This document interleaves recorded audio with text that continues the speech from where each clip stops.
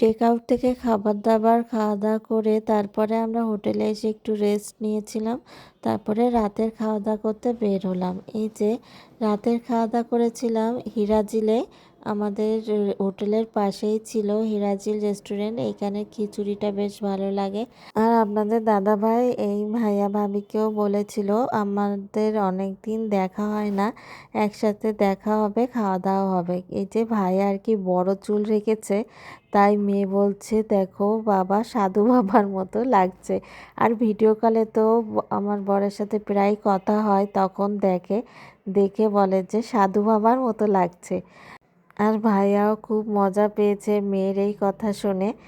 আর মেয়ে তো সারাক্ষণই বলছে যে তুমি এইসব কেন খাচ্ছ, তুমি তো ফল মিষ্টি এইসব খাবে, আর তোমার বাসা তো থাকবে না, তুমি তো জঙ্গলে থাকবে। যতক্ষণ ভাইয়া ভাবি আমাদের সাথে ছিল ততক্ষণই মেয়ে আর কি ভাইয়ার সাথে এইসব কথাই বলে যাচ্ছে। অত বড় চুল দেখেও ভাবছে সত্যি সাধু বাবা ভেবেছে। আর হিরাজিলের এই খিচুড়িটা খুব মানে জনপ্রিয় বলা যায়। এখানে সবাই আর কি এই খিচুড়িটা খেতেই আসে। আমার বর আবার সাদা ভাত খেয়েছিল, কারণ সাদা ভাত কালকে থেকে আর কি খাচ্ছে না। দুপুরেও তো আর কি বার্গার খেয়েছে, তাই সাদা ভাত খেয়েছে।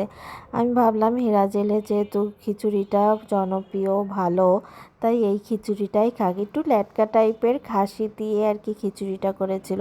তারপরে আমরা ভাইয়া ভাবিকে তাদের বাড়িতে নামিয়ে দিয়ে আমরা আবার হোটেলে চলে আসলাম। পরবর্তী ব্লগ দেখার আমন্ত্রণ রইল। পরের দিনকে আমরা গিয়েছিলাম যমুনা ফিউচার পার্কে, আর গিয়েছিলাম রেডিসনে বুফে খেতে।